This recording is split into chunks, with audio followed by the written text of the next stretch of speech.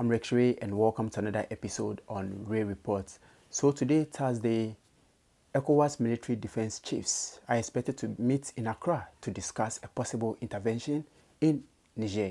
Now, on the table is the use of the military to intervene, and this is where ECOWAS needs to be careful. ECOWAS must not repeat the mistakes of the past, and especially Nigeria should be very careful in this very stand that ECOWAS is taking. Why am I saying so? The number one thing to do is to activate a diplomatic means and not military intervention. France and the US are misleading ECOWAS on this very subject matter. The reason being that when you take a look at the top military powerhouses in Africa, Nigeria is number 4, South Africa is number 3, Algeria is number 2, and Egypt is number 1. Now, Egypt and Algeria have already opposed military interventions. And so when you take a closer look at the relationship between the Arabians and the Nigeris, the Arabians are likely to declare their support for the junta in Niger. France and the United States are promising an air cover for ECOWAS should they use the military to intervene. Why are they doing this? France has a military base in Niger. US has a military base in Niger. Why are they not using their military to intervene, but rather prefer ECOWAS using the ECOMOG to intervene? So it means that they are setting you up to fight among yourselves. And if Nigeria is pushing for a military intervention, it means that the sub-region will be destabilized. Now, let me take you down memory lane. In 1997, when Nigeria launched an attack on Sierra Leone, Nigeria lost 500 of its military soldiers. On the first day alone, the junta in Sierra Leone captured 300 of Nigerian soldiers, but later on they were released on a goodwill. The reason being that Nigerian troops are not trained to fight on a desert, but rather they are trained to fight in the forest. The junta in Niger have been trained to fight on a desert. For some time now, they've been fighting rebel groups, so they have the experience to fight on a desert, which Nigerian and Ghanaian troops are lacking. So why would you set yourself for a war that you cannot withstand it? Niger is likely to get the support of Mali and Burkina Faso. And if you take a look at the African powerhouses, Niger, Mali, Burkina Faso are ranking within the number 25, number 26, and number 21 on the African powerhouse military list. So how do you fight these groups? That is something impossible to do. Another point I'd like to establish is that Chad, which is ranking number 15 on the military powerhouses in Africa, is likely to declare its support for Niger. Central African Republic is also likely to declare their support for Niger. And of course, Guinea is also likely to declare their support for Niger. So the junta in Niger is ready to fight because they are getting the support from its allies.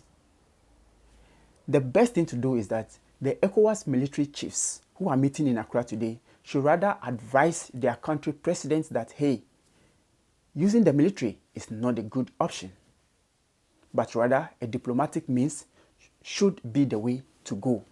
I don't know what to make of this very developments. Based on the relationship between some of the West African countries, Ghana is likely to toe the lines of Nigeria, trying to declare some support and empathy for Nigeria.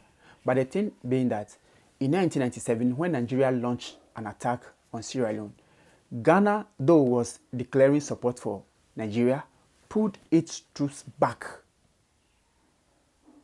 So what is going to happen this time round? Will Ghana continue to support Nigeria or is going to pull its troops back?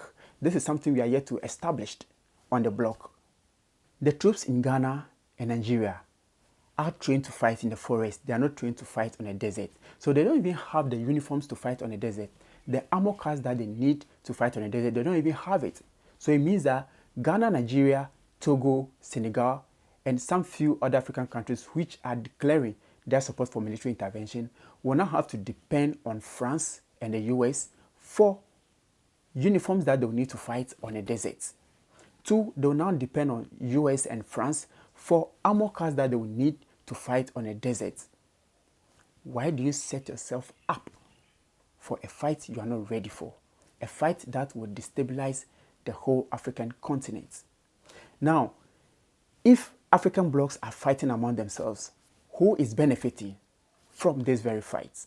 If your guess is good as mine, you know who is benefiting from this. And if ECOWAS should use the military intervention, this will go beyond just Africa, but rather something like NATO and Russia again coming in to fight, because already Russia's Wagner group have been supplying military intervention and assistance to the junta in Niger. And of course, they've done that to the junta in Burkina Faso. They've done that to the junta in Mali.